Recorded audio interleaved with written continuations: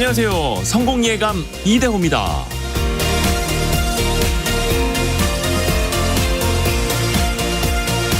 애플이 특정 애플리케이션 이용자들에게 합의금을 주기로 했습니다. 가족끼리 앱을 공유하는 기능과 관련해서 애플이 미국에서 집단 소송을 당했는데 이를 해결하기 위해서 2,500만 달러, 약 306억 원을 지급하기로 한 거죠. 이번 합의로 인해서 미국에서 특정 조건을 충족한 소비자는 1인당 최대 50달러, 6만 5천 원가량을 받게 됩니다. 직접 소송을 걸지 않았어도 해당 사항이 적용되는 소비자 모두에게 합의금이 지급되는 거죠. 근데 이건 미국의 이야기입니다. 우리나라에서는 기업이 잘못을 저지르더라도 그 잘못이 밝혀지더라도 직접 소송에 참가한 당사자들만 구제의 대상이 됩니다. 그래서 우리나라에서도 집단 소송 제도를 확대해야 한다는 목소리가 끊이질 않는데요. 기업들의 부담이 워낙 커질 수 있다 보니까 항상 논의만 하다 끝이 납니다. 약자를 보호하기 위한 집단 소송 제도.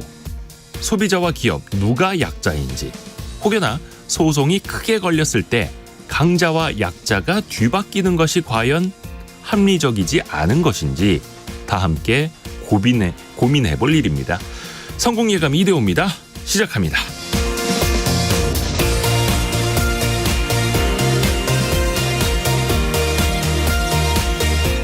안녕하세요. 이대호입니다. 12월 19일 화요일 아침이죠. 오늘도 춥습니다.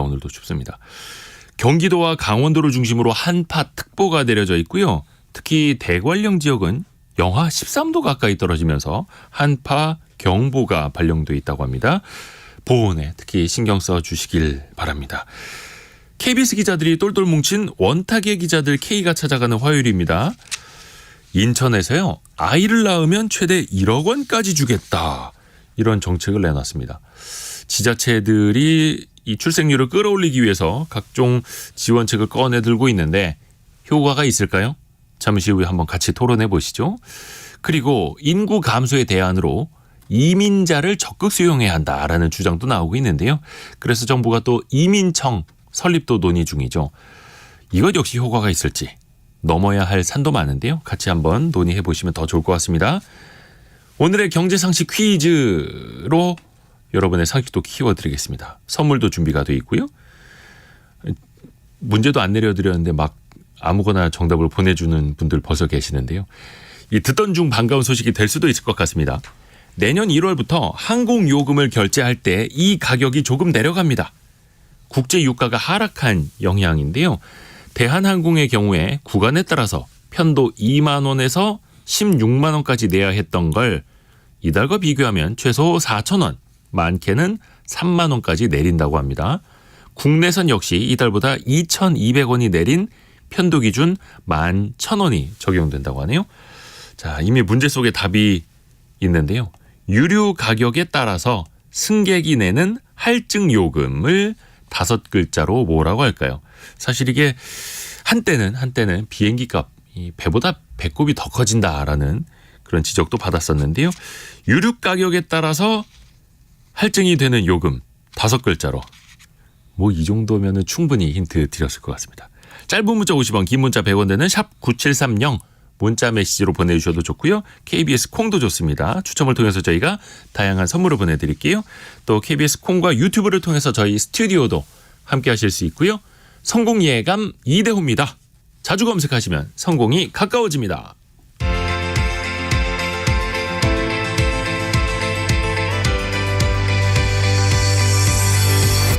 KBS 1라디오 성공예감 이대호입니다.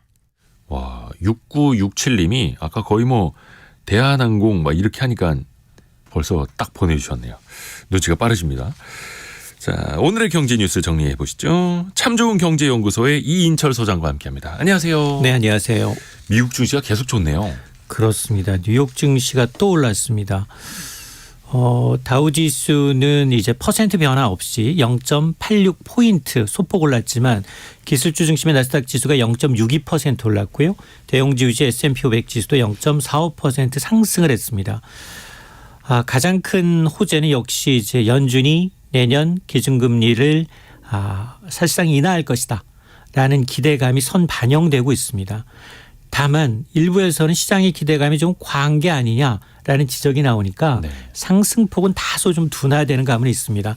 지난주까지 대형주 위주 S&P 500 지수가 주간 기준 7주 연속 올랐는데 네. 이 기록은 2017년 이후 6년 만에 최장기 랠리를 구가하고 있고요.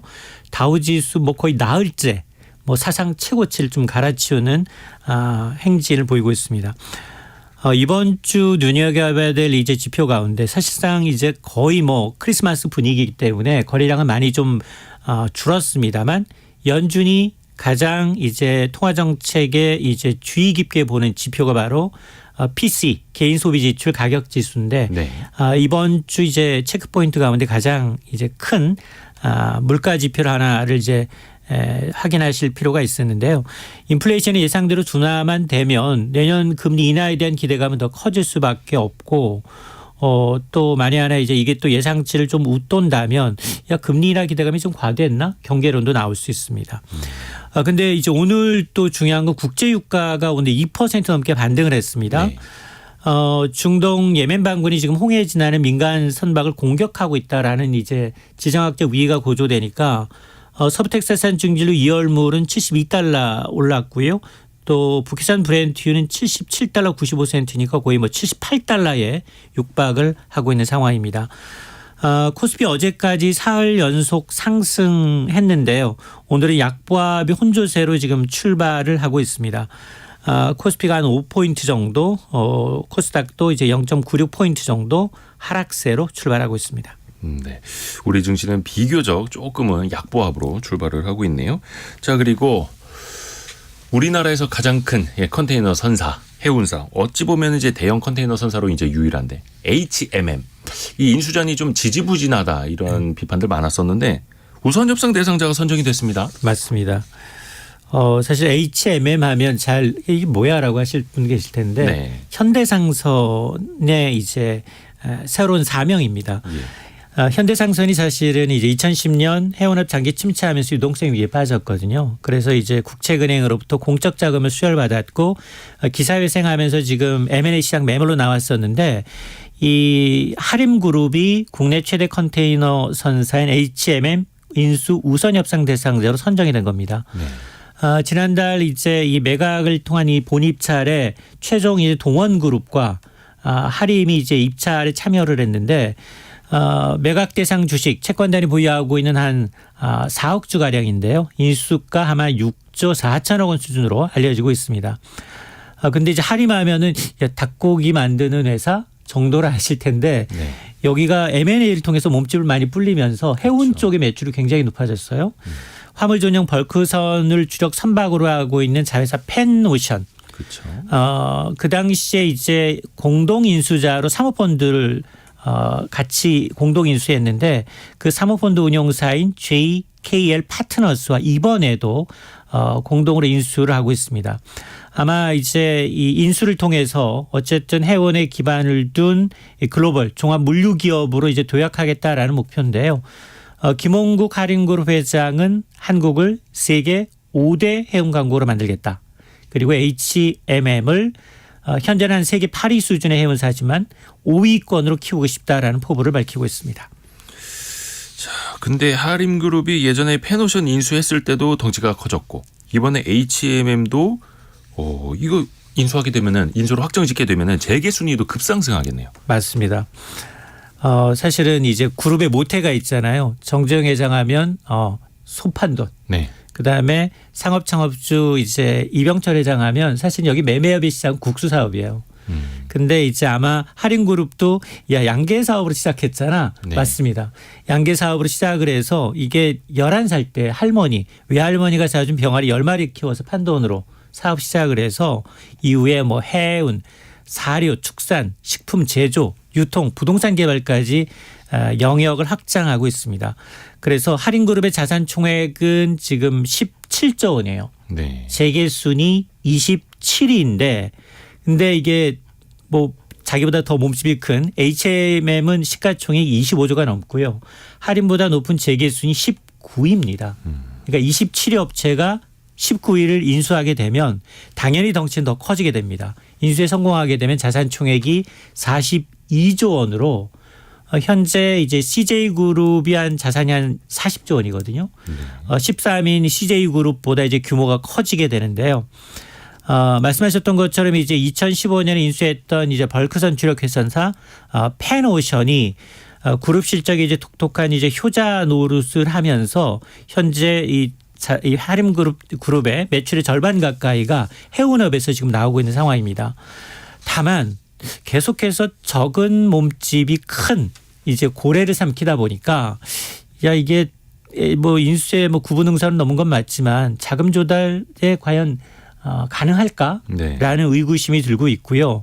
이러다 보니까 무리하게 이제 자기 자본 비율이 떨어지는 하림이 펜오션이라는 자회사를 희생시켜가면서 H&M 인수에 나서고 있는 게 아니냐.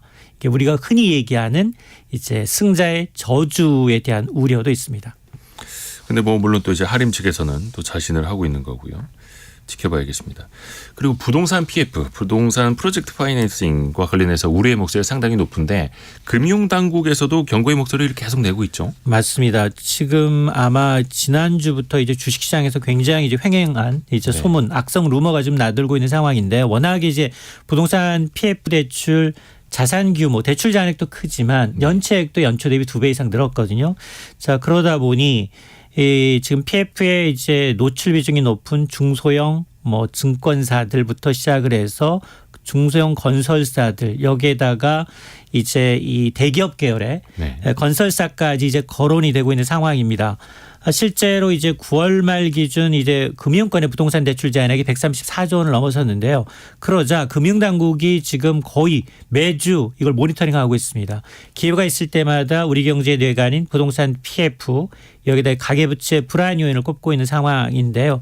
뭐 금융 관련해서 종사하시는 분들 모두 이구동성으로 PF 부실과 가계 부채 리스크가 아마 내년 우리 이제 금융권의 핵심 과제로 꼽고 있는 상황인데요. 그만큼 이 리스크를 어떻게 줄여나가느냐가 굉장히 좀 중요해 보입니다. 문제는 이제 PF 대출 이자가 공사가 진행돼야 대출 원금과 이자를 갚을 수 있는데 그렇죠. 초기부터 지금 막혀 있는 상황이거든요. 이자는 2자릿수입니다. 자, 그러다 보니까 아마 이게 내년 총선 끝나고 나면 현재 대주단이 정부가 지금 만기 연장을 통해서 조금은 숨통을 틔워주고는 있지만 터질 건 터진다. 터질 수밖에 없지 않느냐라는 이제 우려가 큰 상황입니다. 사업 진척은 잘 안 되고 있고 이자는 계속 나가야 되니 금융 비용은 커지고 있고 나중에 사업을 다 완성을 해서 분양한다 해도 분양의 완판에 성공할지 못할지도 모르겠고 지금 부동산 PF 리스크가 어느 정도나 높아진 상황인가요? 일단 가장 이제 부동산 개발사들이 좋아하는 입지는 강남이거든요. 네. 강남에 있는 대규모 굉장히 유력한 사업장도 자금 조달에 어려움을 겪고 있습니다. 자, 그러다 보니까 PF 사업 위축으로 인해서 앞서 제가 이제 증권사 좀 위험하고요. 건설사, 캐피탈, 저축은행 대부분 신용등급 전망이 뚝뚝뚝 떨어지고 있습니다. 자, 이러다 보니 지금 뭐 금융권에서 특히나 이제 증권사의 경우에는 대규모 충당금을 지금 적립하면서 이제 굉장히 이제 좀 이 지금 연체율을 좀 낮춰가고는 있습니다. 그럼에도 불구하고 도급 순위가 10위권 내에 있는 대형 건설사마저 워크아웃 스토리 지금 나돌고 있는 상황이거든요. 특히 지방 건설사들이 줄줄이 부도 처리되고 있는 상황이기 때문에 자금 경세에 대한 우려가 굉장히 큽니다. 물론 대주단 협약을 통해서 만기 연장으로 이제 부실을 조금 이연시켜 왔는데 최근 들어서 금융당국의 스탠스가 좀 달라졌어요. 네. 그러니까 부실한 PF 사업장에 대해서는 옥석 가리기가 좀 불가피하다라는 네. 얘기가 나오고 있어서 시장에서 좀 정리가 돼야 된다. 그렇습니다. 이제 본격적으로 부실 정리에 나서겠다는 어떤 시그널로 해석이 되고 있습니다. 다만 그게 또 총선 전에 가능하겠느냐 이런 또 의문들도 계속 나오는 거고요. 자, 실손보험료 이거 뭐 국민들의 제2의 건강보험이라고 하는 건데 내년도 실손보험료 이 조정안이 나왔습니까? 맞습니다. 이게 평균 한 1.5% 오르는데 근데 이게 가입 시기에 따라 인상률이 들쑥날쑥합니다. 실손보험료 2009년 9월 이전에 가입한 1세대 보험료 평균 내립니다. 4% 정도 인하 요인이 발생하고 내년에. 그러나 2세대 거의 뭐 이 4천만 실손보험 가입자의 거의 절반이 2세대거든요. 한 1% 내외 인상을. 그리고 4세대는 지금 요율 조정주의가 도래하지 않아서 동결되고 가장 문제가 되는 게 3세대입니다. 네. 평균 인상률이 18%예요. 지난해에도 14% 올랐는데 2년 연속 이제 두 자릿수 올라서 아마 올해 3세대 실손보험료 한 16,000원 가량 냈던 40대 남성이라면 네. 내년에는 한 19,000원 정도 보험료가 오릅니다. 이게 이제 이처럼 세대별로 소요율이 좀 세대별로 손해율이 굉장히 좀 크게 차이가 나기 때문인데 네. 이 3세대 실손보험의 경우에는 2017년 상품 출시 이후 5년 동안 보험료 조정이 거의 뭐 이루어지지 않고 미뤄지다 보니까 손해율이 155%까지 올랐어요. 그러니까 받은 돈에서 나가는 돈이 한 1.5배 정도 더 많다는 겁니다. 자, 그러다 보니 가입자 비중이 이제 비중으로 보면 보험료가 가장 많이 오르는 이 3세대 가입자가 전체 한 24%니까 4명 가운데 1명꼴이어서 내가 가입한 실손보험의 가입 시기를 좀 따져보고 인상률이 어느 정도인지 좀 가늠해 보시면 좋을 것 같습니다. 이게 그 실손보험 볼 때마다 항상 드는 생각이 꼬리 잡기 같습니다. 그러니까 보험료 오르니까 하나라도 내가 더 써서 본전 뽑아야지. 근데 또 그렇게 의료 쇼핑 많아지니까 또 손해율 높아지고 보험사들은 보험료 또 높이고 이 꼬리 잡기가 어디까지 이어질지요. 하여튼 매년 또 오른다는 소식만 전달해 드려서 참 아쉽기도 합니다. 참 좋은 경제연구소 이인철 소장과 함께했습니다. 고맙습니다. 네, 고맙습니다.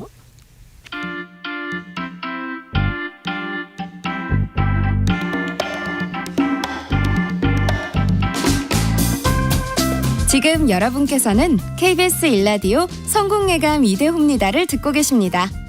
참여해주신 여러분께는 추첨을 통해 건강을 품다 헬시허그에서 고함량 글루타치온 퍼펙트 75를, 아름다운 식탁 창조 주비푸드에서 자연에서 갈아 만든 생와사비를, 쉽고 빠른 판촉물 제작 시너지 기프트에서 LED 무드등 스탠드를, 그리고 성공예감에서 준비한 커피 쿠폰을 보내드립니다. 당첨자는 성공예감 이대호입니다 홈페이지에서 확인하세요.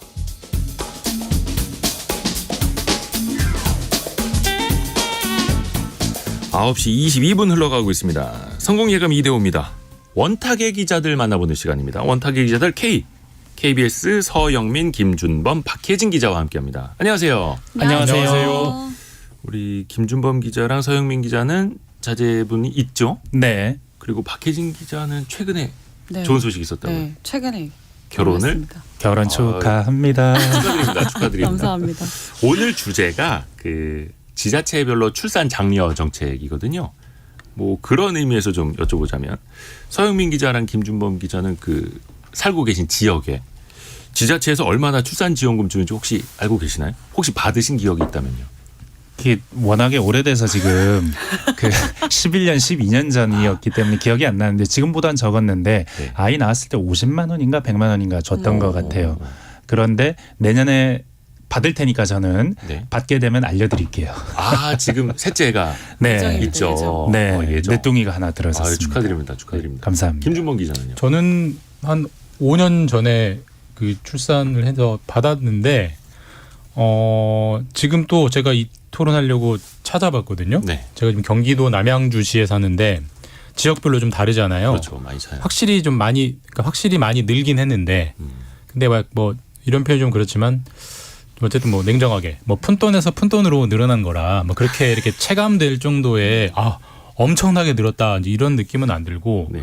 사실 이제 남양주시 수도권의 그 웬만한 시 같은 경우는 인구가 늘어나니까 적극적인 무슨 몇 억을 주니 몇 천만 원을 주니 뭐 이런 정책은 없고 뭐 하면 몇만 원, 뭐 하면 몇십만 원, 뭐 최대 100만 원 정도 이런 정책들이 쪼개서. 있어서 그렇게 적극적인 지자체는 아니었습니다. 네.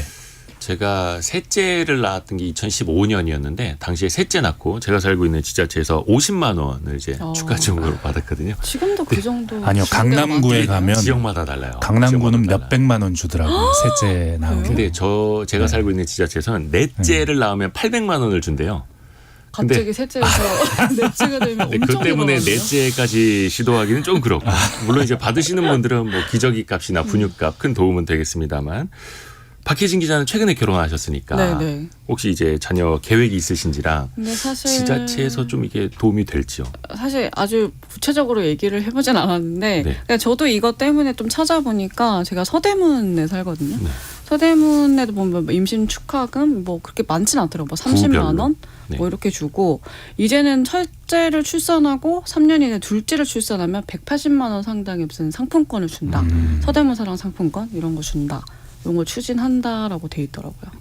이 자리에서 지금 저희가 그 저출생을 토론하는 게 굉장히 한국 사회 평균에서 이탈한 사람들이 지금 평균에서 이탈. 지금 우리나라의 평균 출생률이 0.7명인데 네. 이대호 기자님 자녀 셋, 그러네요. 서영민 기자 자녀 셋, 이 될 겁니다. 그리고 예정. 뭐 저도 둘이어서 여기서 가장 평균에 가까운 분은 갓 결혼한 박혜진 그러네요. 기자가 아, 평균적인 평균 따라와야죠. 상황에 아니 근데 올라와야죠. 더 올려야죠. 더 올려야죠. 가깝지 않나. 하여튼 저희 그 세 그런 게 사람은 되네요. 예, 여기 있는 세 사람은 세 글자로 애국자라고 하죠. 예. 자. 그 중에서도 제가 더 애국자입니다. 저는 세 아이를 모두 군대에 보낼 거거든요. 아, 아들이어서. 엄청난 애국자예요. 근데 이번에 인천시에서 큰 카드를 꺼내 들었습니다. 나름 파격적이라고 할 수 있을 텐데 인천시에서 이제부터 아기가 태어나면 18살 될 때까지 1억 원을 주겠다. 네. 요거 좀 세부적으로 좀 말씀 좀 해주세요. 이게 약간 좀 제목 장사가 들어간 발표긴 한데 맞아요. 네. 일단 정책명은 1억 플러스 아이 드림. 그러니까 아이를 낳으면 이제 1억을 드립니다라는 제목의 정책이고요. 네. 이름만 들으면 뭐 내년에 아이 낳으면 내년에 1억 원을 현금으로 주나 보다라는 생각을 오해를 할 수 있는데 그건 아니고 방금 이대호 기자님 말씀처럼 1세부터 18세까지 네. 소위 말해서 이제 대학생이 되기 전까지의 생애 기간에 걸쳐서 1억 원의 지원을 해 주는 건데 뭐 사실 그것도 뭐 한 달에 500만 원 꼴이니까 네. 뭐 적은 돈은 아니죠. 근데 다만 좀 뜯어보면 사실 이제 인천에 사나 서울에 사나 뭐 저기 뭐 경남 거제에 사나 전국 어디에 사나 똑같이 받는 출산 지원 정책들이 있는 거고요. 네. 인천시만 특별하게 더해주는 것들이 있을 텐데 그걸 쪼개 보면 전국의 모든 어디서 태어나느냐 받는 정책에 들어가는 돈이 7,200만 원 정도고요. 네. 그러니까 그게 이제 그런 겁니다. 뭐 우리가 현금으로 직접 주는 것도 있고 아동수당, 네. 뭐 부모급여 이런 건 현재 직접 주는 거고요. 그다음에 초중고 교육비는 사실 부모가 내야 하지만 무상교육이기 때문에 정부가 대신 내주는 간접 지원이잖아요. 네. 그거가 이제 7,200만 원 다 합쳐서. 그러니까 이거 사실 인천에 살지 않아도 받는 거고 인천이 1억 원을 만들기 위해서 2,800만 원의 지원 정책을 더 마련했는데 크게 따지면은 세 가지입니다. 그러니까 이제 천사 지원금이라고 해서 일종의 출생 축하금입니다. 그래서 천사 아이가 천사라고 해서 1,040만 원까지 아이가 7세가 될 때까지 쪼개서 줍니다. 그러니까 1세부터 7세까지 1,040만 원이니까 뭐 대략 뭐 1년에 100에서 200만 원 정도 주는 거고요. 아이가 학교를 가면 아이 꿈 수당이라고 해서 8세부터 쭉 줘서 그것도 한 2천만 원 정도를 고등학교 마칠 때까지 줍니다. 그리고 임신부 뭐 교통비 지원해준 정책이 있어서 그러니까 사실 인천시가 별도로 마련한 지원금은 2,800만 원을 더 얹어주는 거고 그걸 18세까지 이제 쪼개서 준다. 뭐 이것도 뭐 적지 않은 돈이긴 하지만 이걸 워낙 분할해서 주기 때문에 받는 사람 입장에서는 목돈을 받는다는 느낌은 안 들겠죠. 네. 그러니까 이게 헤드라인이 인천에서 아이 낳으면 1억 원 준다 이렇게 나오다 보니까 이거 뭐지? 맞아요. 대박인데 하고 클릭해서 들어갔더니 약간 제목 장사라니까요. 낚인 느낌은 저 만든 걸까요? 저희도 어제 유튜브용 콘텐츠 만든다고 이거를 되게 많이 찾아봤는데 네. 이게 사실 인천만 계속 지원을 했던 것도 아니고 사실은 말씀하신 것처럼 2,800만 원만 추가로 지원하는 거라고 보면 돼서 추가 지원이. 근데 사실 저는 1억이라는 숫자에 주목을 해보고 싶습니다. 왜냐하면 이 1억이라는 숫자를 떠올리면 누군가가 생각이 나거든요. 허경영 씨 생각납니까? 네네네. 당시에 2007년 당시에 공약으로 결혼하면 1억 준다. 출산하면 3천만 원 준다. 그랬었거든요. 그런데 지금 돌아보면 인천시가 주겠다는 돈 1억이 물론 쪼개서 할부로 주는 것일지언정 1억입니다. 1억이 아닌 게 아닙니다. 그럼 이제 우리는 애를 낳으면 1억 정도는 주는 지자체가 있는 겁니다. 얼마나 좀 격세지감이 느껴지는가 하는 생각도 들고 결국은 돈을 주는 것밖에 없는 것이었던가 하는 생각도 들고 몇몇 생각이 듭니다. 그러니까 저도 같은 생각인데 뭐 사실 뭐 인천시가 이제 포장을 좀 과하게 한 측면이 있긴 하지만 어쨌든 과거에 어느 지자체보다 적극적인 현금 살포 정책을 하는 거거든요. 그러니까 사실 예전에 잣대로 보면 전형적인 포퓰리즘이고 예산 퍼주기 정책이고 이렇게 가면 나라가 베네수엘라로 간다라고 많이 공격을 당했던 유의 정책을 아하. 보수 정당 시장이 하잖아요. 네네.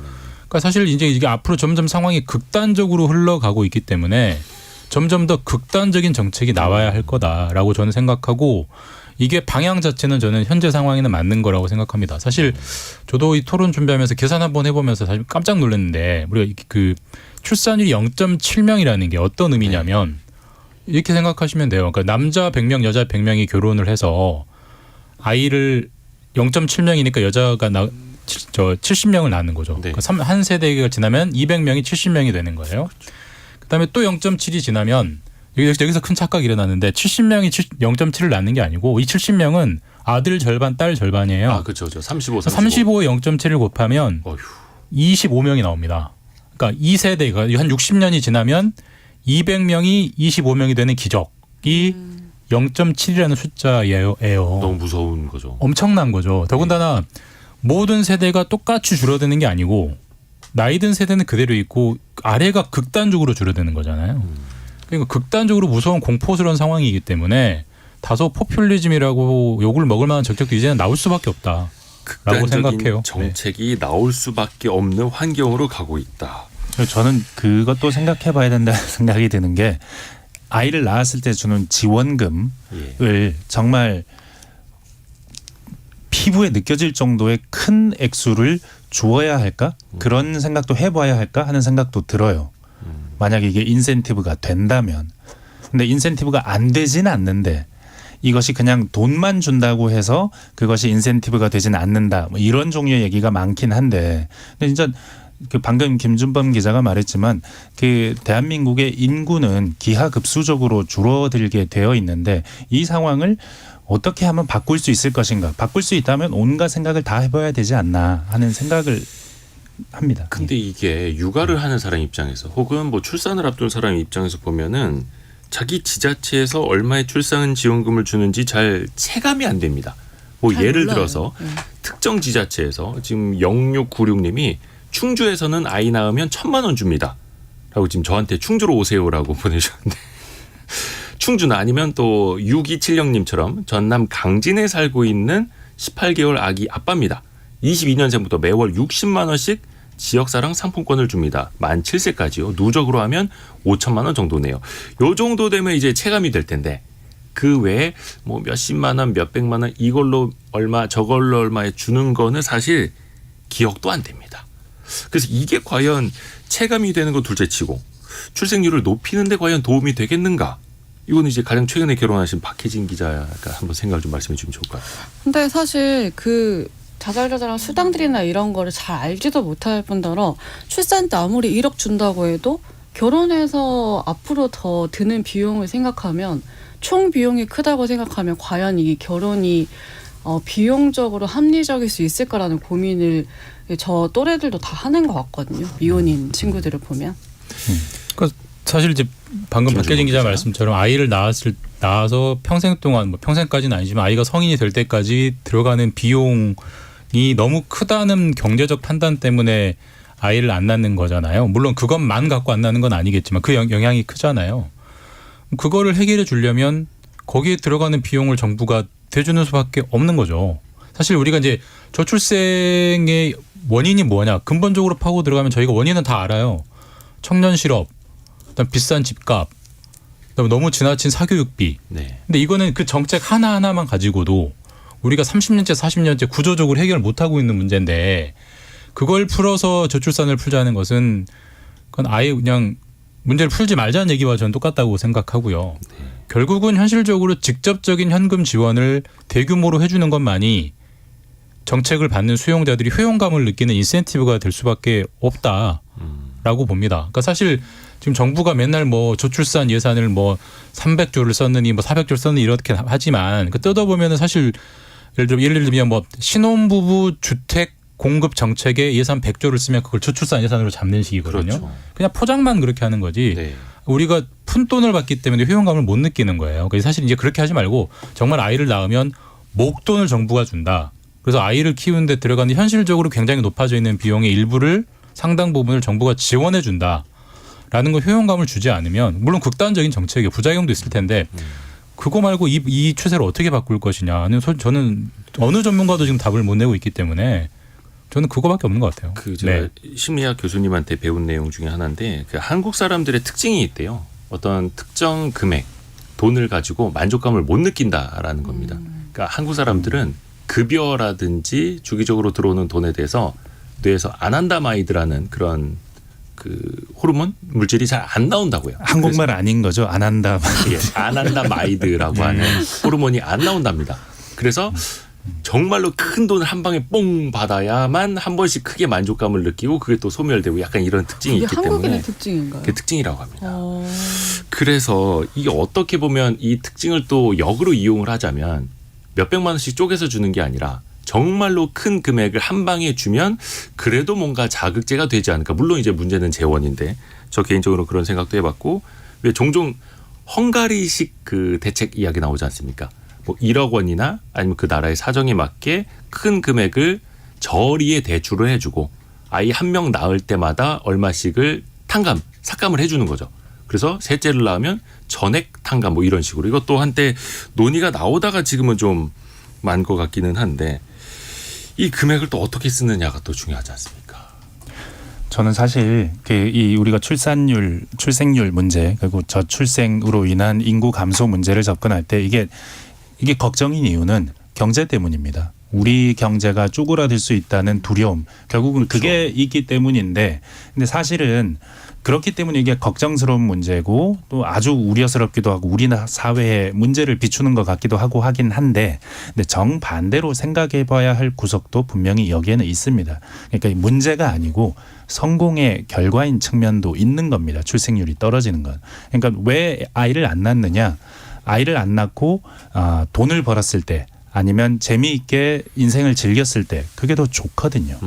그러니까 그 기회비용이 커지는 겁니다. 아이를 키우는 기회비용이 커진 건데 기회비용이 커진 이유는 우리가 남자도 여자도 소득을 많이 올릴 수 있게 됐고 그리고 아이를 낳지 않고 홀로 살아갔을 경우에 자녀 없이 살아갔을 경우에 세상에 재밌는 게 너무 많거든요. 애 낳으면 당장 여행 아무 데도 못 갑니다. 한 1, 2년 동안은. 여행도 못 가고 애를 봐야 되고 주말에도 쉬지 못하고 이런 종류의. 근데 사실은 아이를 낳지 않았을 때 인생을 더 재미있고 활기차게 즐길 수 있기 때문에 결혼 연령도 늦어지는 거거든요. 연예인들이 왜 결혼 안 합니까? 결혼을 안 했을 때 얻을 수 있는 경제적 이익이 더 크기 때문이거든요. 그러니까 세상이 발전했기 때문에 출생률이 떨어지는 경향도 분명히 있습니다. 이 얘기는 하고 싶은 이유가 사실은 우리나라가 너무 급속하게 발전했기 때문에 다른 나라들보다 더 심각한 저출생 문제를 지금 겪고 있는 거다. 성공의 결과인 측면도 있다. 물론 이것만으로 설명되지는 않지만. 아까 맞는 얘기인데 아이를 안 낳는 것과 아이를 못 낳는 게 지금 섞여 있는 거예요. 맞아요. 아이를 안 낳는 것은 방금 서 기자 말씀처럼 개인의 가치관의 변화. 네. 나는 아이 없이 나의 자기 개발이 중요하다. 내 인생을 즐기는 게 중요하다는 거는 개인의 가치관이기 때문에 그걸 정부가 어찌할 도리는 없죠. 이건 다른 나라도 마찬가지예요. 예. 예. 근데 낳고 싶은데 그러니까 아이가 그래도 결혼했는데 한 명은 있어야 되지 않겠어? 라는 이런 생각 있는데 경제적인 허들 때문에 못 넘는 거. 이걸 정부가 해결해 주는 거고 사실 정부는 그것만 하면 돼요. 그리고 사실 못 낳는 사람들이 낳는 사람으로 바뀌었을 때 결국은 사회 분위기가 바뀌지 않겠습니까? 그래도 가족이 중요한 거야 라는 게 생기면 앞부분 그러니까 안 낳는 사람의 가치관이 조금씩 바뀔 수 있는 여지가 생기는 거고요. 물론 안 생길 수도 있겠지만 근데 안 낳는 사람을 정부가 낳게 할 방법은 없는 거고 못 낳는 사람에 대한 보조를 해줘서 낳게 해주는 거에 우리가 경제적인 집중하는 게 정부가 할 일인 거죠. 네. 그 어느 나라든 뭐 지금 남미나 아프리카 정도는 되게 출산율이 높은 걸로 알고 있는데 선진국 반열에 올라갈수록 한 번씩은 이렇게 저출생 문제들이 다들 부각이 되지 않습니까? 물론 우리나라가 너무 심해서 문제인데 얼마 전에 통계청에서 나온 자료 보니까 소득이 높을수록 자녀가 없는 비중이 높다. 이 이야기 나왔는데 이것도 해석을 하자면 또 반대로도 볼 수 있잖아요. 자녀가 없어서 소득이 높은 걸 수도 있다. 네. 맞벌이를 더 많이 네. 할 수 있으니까. 이건 좀 어떻게들 생각하세요? 사실은 정반대 자료도 있습니다. 예. 소득 계층별로 보면은 소득 계층별로 1분위, 2분위, 3분위, 4분위, 5분위 봤을 때 소득 분위기가 좀 더 소득이 많은 쪽에서 자녀를 더 많이 낳는다. 저소득층이 아이를 못 낳는다라는 통계도 있어요. 그래서 이게 매우 혼재된 통계들이 많습니다. 근데 방금 말씀해 주신 통계를 소득이 많을수록은 아마도 맞벌이 가정이기 때문에 아이를 덜 낳는다라고 보는 게 맞을 거예요. 여자가 사회 활동을 하기 때문에.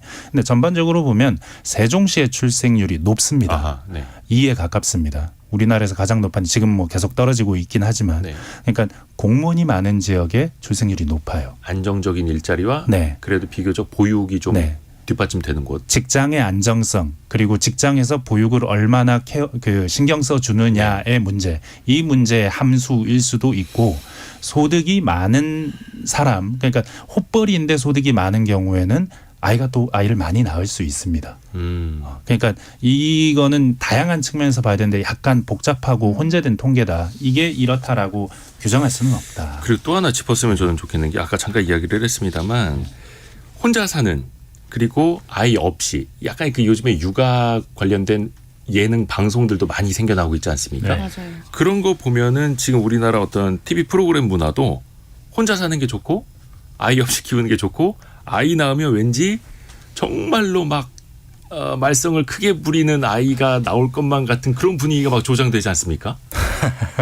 그것 때문에 아이를 안 낳는다. 이게 과한 것 같아요. 심리적으로 그 농담 아니에요? 심리적으로 좀 영향이 있다 하더라고요. 근데 무슨 정치인이 뭐 그런 말을 했다는 얘기를 최근에 들었는데요. 네. 근데 사실은 농담 아니었어요? 그 전에는 슈돌 같은 그쵸. 그 예능도 슈퍼맨이 있었고 돌아왔다. 육아를 장려하는. 네, 육아를 즐겁게 생각하게 만드는 프로가 엄청 많았어요. 선풍적인 인기도 끌었어요. 근데 그때 출생률이 급감했습니다. 물론 이것 때문이다라고 네. 귀결을 지을 수는 없겠습니다만 사람들의 인식 자체가 육아 지옥, 결혼 지옥 이렇게 계속해서 가버릴까 봐 부정적으로 인식이 되는 것도 잠재적으로는 문제 아닙니까? 저는 이거 되게 근데 좀 걱정을 하고. 정반대 측면에서 보면은 이제 그런 육아나 이런 가족들 관찰하는 예능들 보면은 예전에는 전혀 없던 비전통 가족들도 당당하고 긍정적으로 그려지거든요. 예컨대 뭐 사유리 씨 같은 경우가 KBS 예능 육아 예능 프로그램 나와서 아 저렇게 아이를 낳는 가정도 있고 있을 수 있고. 사실 또 거기에 굉장히 많은 응원들이 달렸기 때문에 네. 사실 저는 오히려 정말 그 방송의 예능이 사람들의 출산 여부에 영향을 미친다고 만약에 전제를 하면 그런 비전통적인 출산 방법 그러니까 뭐 그런 식으로 기증을 받아서 하거나 단독 출산을 하거나 결혼하지 않고 비혼 출산을 하거나 다자녀 그러니까 다문화 이런 것들을 많이 보여주면 조금이라도 가치관을 개선하는 데는 도움은 되겠죠. 근데 사실 뭐 예능 때문에 저는 얼마나 가치관 형성됐는지 잘 모르겠지만 어쨌든 그 논리라면 충분히 예능도 출생률 문제 해결에 선용할 수 있는 좋은 플랫폼이 될 수 있는 거죠. 근데 저는 오히려 예. 반대로 이게 사회 세태를 반영해서 이런 예능도 나오고 드라마도 나오는 건데 그렇죠. 그래서 이게 이제 뭐 오히려 영향을 미친다? 그게 공고히 한다? 저는 그런 생각은 오히려 더 안 들어요. 어찌됐든 간에 그게 현실이다. 예능 PD들이 들으면 웃을지도 모릅니다. 우리는 될 프로그램을 만들 뿐이지 우리가 뭘 계몽하려고 프로그램 만드는 거 아니다라고 바로 말씀하실 거예요.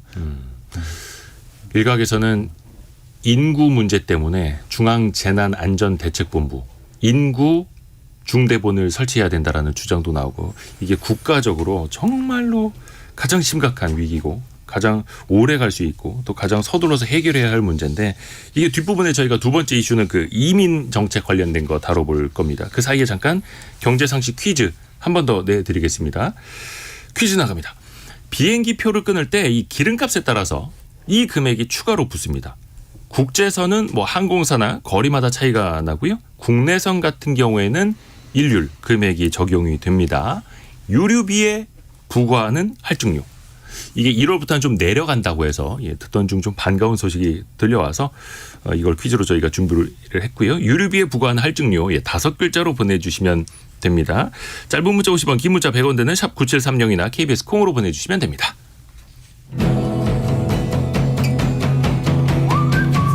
오늘의 움직임에 주목하고 세상의 흐름을 놓치지 않습니다. 여러분의 내일을 응원하며 성공의 열쇠를 함께 찾아갑니다. 성공예감 이대호입니다.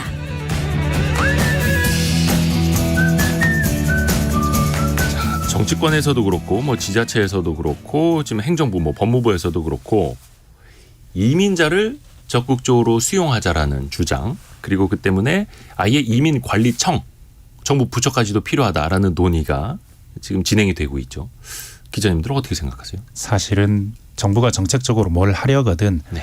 제 생각에는 출생률 정책의 가장 효과적인 정책은 근로시간을 좀 더 줄이는 정책이라고 생각합니다. 우선적으로. 모든 기업이, 대부분의 기업이 40시간 이하로 주당 52시간까지 초과 근무를 할 수 있는데 그것도 좀 더 엄격하게 조금씩 줄여나가서 삶에 여유가 생긴다면 틀림없이 출생률이 올라가는 데 도움이 될 거라고 생각합니다. 일단 그게 더 중요하긴 한데 이민 정책 역시 도움은 조금은 될 수 있을 겁니다. 물론 동시에 문제도 발생시킬 겁니다. 그럼 낯선 정책이긴 한데 우리 네. 입장에서. 근데 저는 뭐 현실적으로 불가피한 것 같아요. 그 두 가지 측면에서 그런 것 같은데 아까 제가 뭐 극단적인 상황에서는 극단적인 대책이 나와야 한다라고 계속 말씀드리는데 내년에 시행되는 대출 정책 중에 하나가 신생아 특례 대출이라고 있잖아요.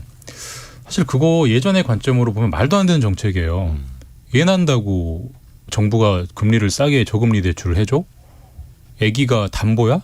뭐 이런 식의 관점도 가능한 이상한 정책인데 지금은 아 그래 그거 필요하지 라고 많은 고개를 끄덕이잖아요. 마찬가지로 상황이 바뀌었기 때문에 예전에는 전혀 생각하지 않았던 낯선 정책이 필요한 건데 두 번째로 왜 이민이 필요하냐면 사실 지금 0.6, 0.7 이런 상황에 몇 년째 가고 있지 않습니까? 근데 이거는 뒤늦게 숙제를 한다고 복습이 그러니까 따라잡을 수가 없는 게 5년 뒤에 5살짜리 아이를 낳을 수는 없잖아요. 네. 그러니까 이 구간은 확 설사 나중에 출산율이 반등한다고 해도 이 구간은 확 빠진 골짜기 구간이 된단 말이에요. 네. 그런 거는 인위적으로 메워줘야죠. 결국 다 큰 사람들이 들어와서 메워주는 수밖에 없어요. 그건 결국 이민이거든요. 그러니까 특정 연령이 지나치게 골짜기가 생기면 그것도 그 자체가 문제이기 때문에 그런 쪽에 대한 보충이 필요해서 뭐 이민만이 출생률의 유일한 해결책이다라고 말할 수는 없지만 상당히 유효한 보조적인 정책은 될 수 있고 그런 측면에서 이민청 같은 걸 세우는 거는 시대의 흐름에 맞는 정부 조직인 것 같습니다. 그리고 네. 저희 시사기획창이라는 저희 그 다큐멘터리 프로그램에서도 이 인구 관련 프로그램을 했는데 계산을 여기서 시뮬레이션을 돌려본 게 있어요. 네. 지금 2070년까지 4,500만 유지하려면 어떻게 해야 되냐. 한참 먼 미래지만 지금 워낙 줄어든다 그러니까 4,500만이 지금 불가능한 숫자거든요. 이 숫자를 달성하려면 지금은 5천만입니다. 근데 4,500만을 유지하려면 세 가지 시나리오가 출산율을 2.46까지 끌어올려야 됩니다. 2.46이요? 이민이 없으면 2.46까지 끌어올려야 되고 그리고 아니면 결혼하는 사람의 숫자를 지금은 한 여성들이 결혼하는 사람이 50% 정도밖에 안 된대요.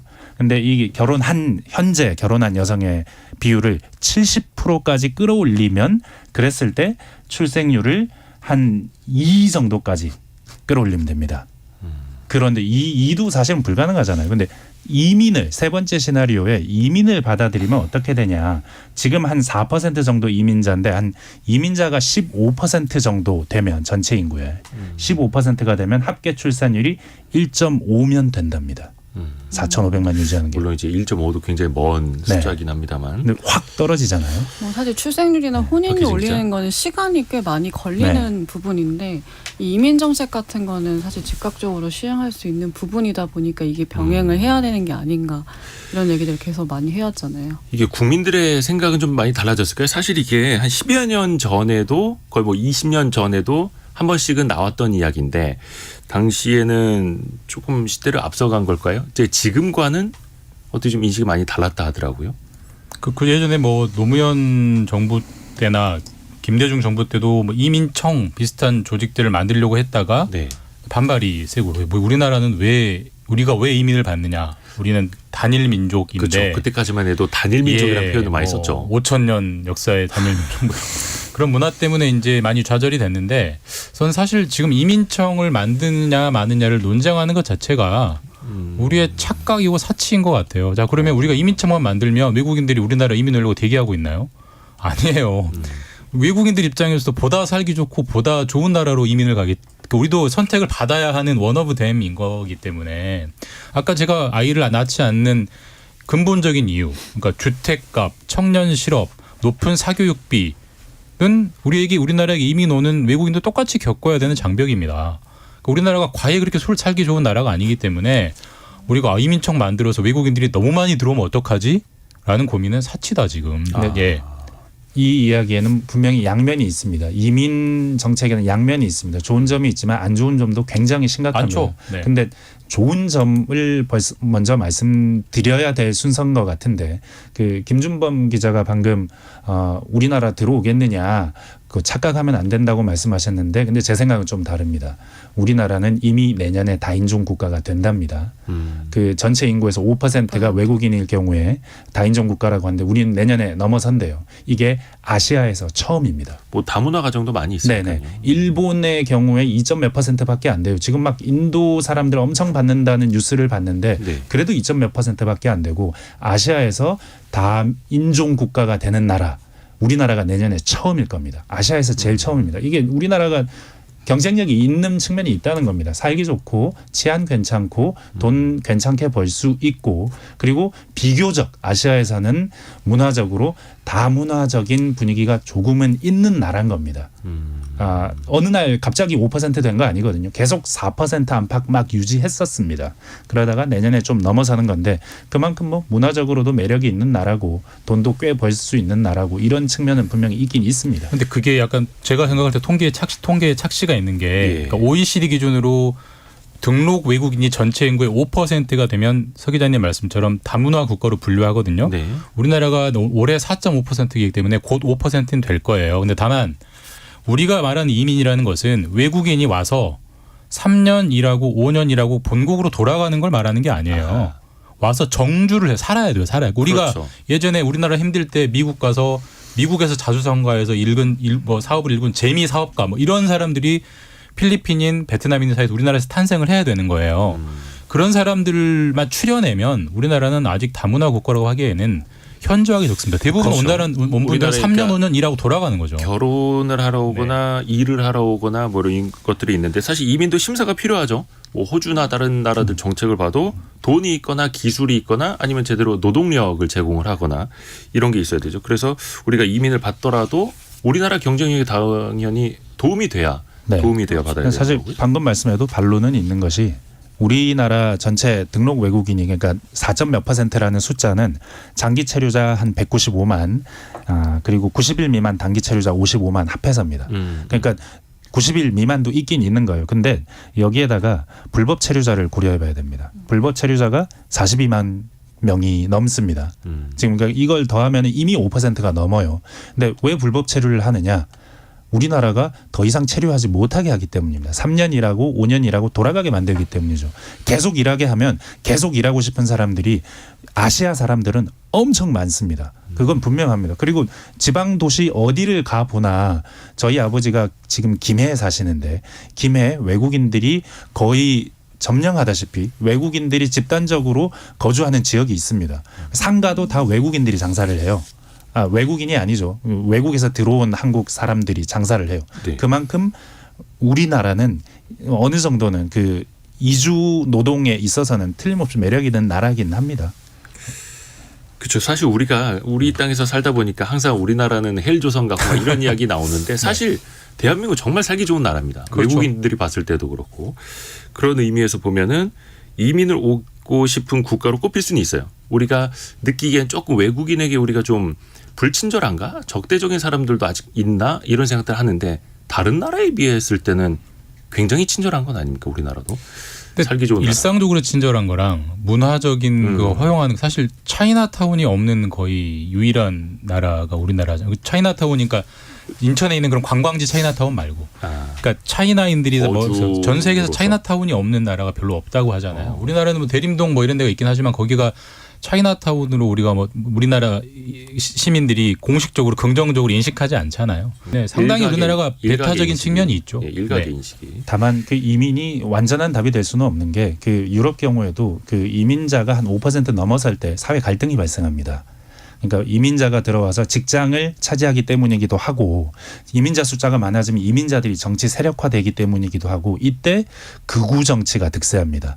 나 저 사람들 싫어. 배타성의 정치가 발생이 해서 그래서 유럽 같은 경우에 지금 극우 정치가 굉장히 심각한 이유 중에 가장 큰 이유 중에 하나는 이민자를 많이 받아들이고 난 이후 이런 문제가 발생한다는 거고 정치적으로 불안해질 수는 있습니다. 우리가 마음적으로 충분히 준비가 된 상태에서 아니면 끊임없이 이 외국인을 받아들이려는 마음의 자세가 있는 상태에서 우리나라 외국인이 아니고 그 사람들도 우리나라에 살면 우리나라 국민이야 라고 충분히 생각할 수 있는 마음의 자세가 되지 않으면 굉장한 사회 문제가 될 수 있는 가능성은 분명히 있습니다. 그렇죠. 그래서 이게 사회 제도적인 것뿐만이 아니라 인식적인 것도 같이 또 올라가야 하는 거고 앞에서 저희가 첫 번째 이슈로 이야기를 했던 것처럼 저출생 문제 자체를 또 개선을 해야 되는 거고 이게 사실 뭐 한두 개 정책으로 되는 건 아니고 종합적으로 다 맞물려 돌아가야 하는 건데요.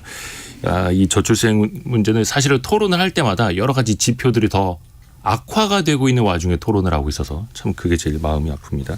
오늘 원탁의 기자들 김준범, 서영민, 박혜진 기자 함께했습니다. 고맙습니다. 감사합니다. 1부 마치고요. 저희 2부에서는요. 올해 창업 트렌드를 총정리하는 시간으로 돌아오겠습니다. 잠시 뉴스 들으시고요. 10시 5분에 다시 돌아오겠습니다.